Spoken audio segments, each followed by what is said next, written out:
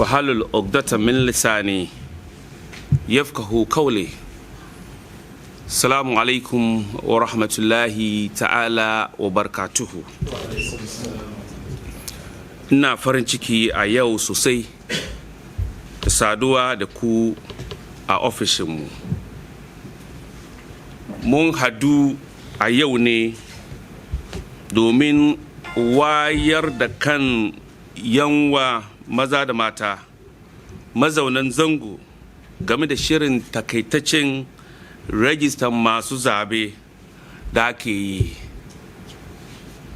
Kundin tsarin mulki na 1992 constitution a cikin article 42 kamar yanda an ka tabbatar a cikin dokar da ke tsarin rajistan masu zabe ma'ana CIA 91 ya baiwa kowane dan kasar Ghana mai shekaru 18 ko sama da haka kuma ba mai tabo hankali ba yancin yin zabe kuma yana da damar a yi masa rajista. Wanga shiri takaitaccen rajista masu zabe da ake yi ta soma 12 September 2023 ta kare 2nd October 2023.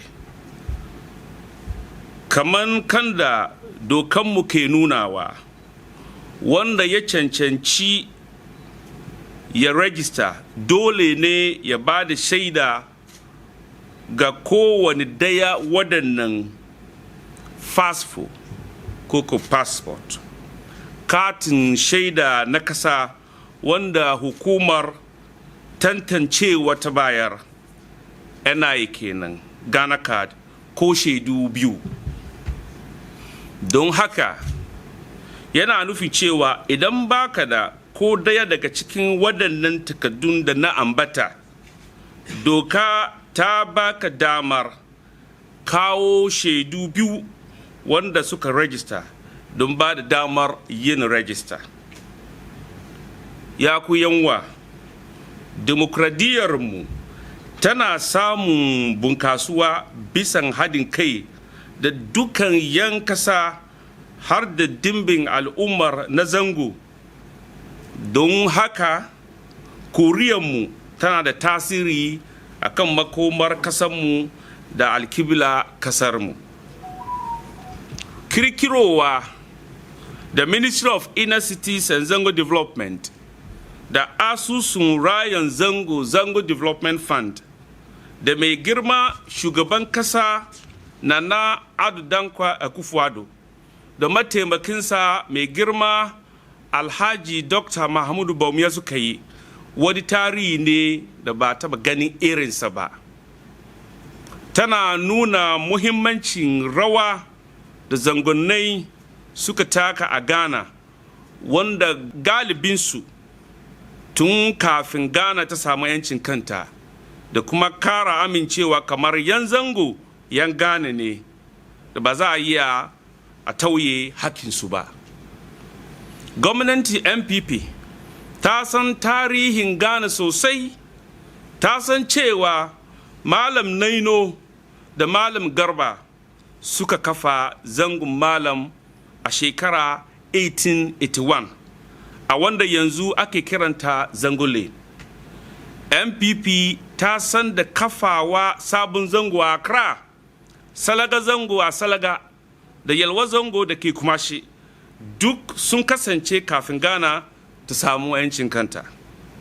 Akan haka, a madadin gwamnati na kira ga dukanmu musamman al'ummar zango domin ba da himma wajen gudanar da wannan aiki, mu je wuraren rajistan mu domin a yi muna rajista. Idan ka yi rajista, za ka yi ya kada kuriyanka, amma idan ba ka yi ba, to ka bar waɗannan suka yi rajista su yanke shawara makomarka da makomar al'ummarka da kasanka Ghana. Amma waɗanda katin su ya bace ko an ka sata ko ya lalace kada su sake yin register domin laifi ne ka yi double registration.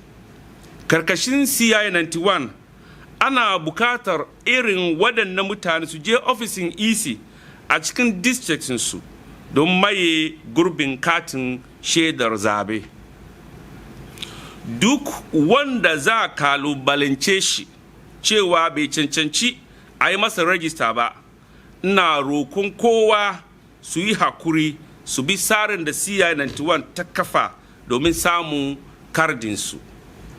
Ina kira ga dukanmu mu yi kokari wajen sanin tarihinmu da zuriyarmu, mu ba da muhimmanci akan takardu haihuwanmu, mu kuma ba da fifiko don samun takardun kasa kamar katin Ghana, katin shaidan zabe da sauransu. Muna kira ga shugabannin addini da sarakuna da shugabannin matasa da magajiyoyi da 'yan jarida su taya mu isar da sakon muhimmancin rajista zaben ga. 'Yan jarida na gode muku. Assalamu alaikum wa rahmatullahi ta'ala wa barakatuh.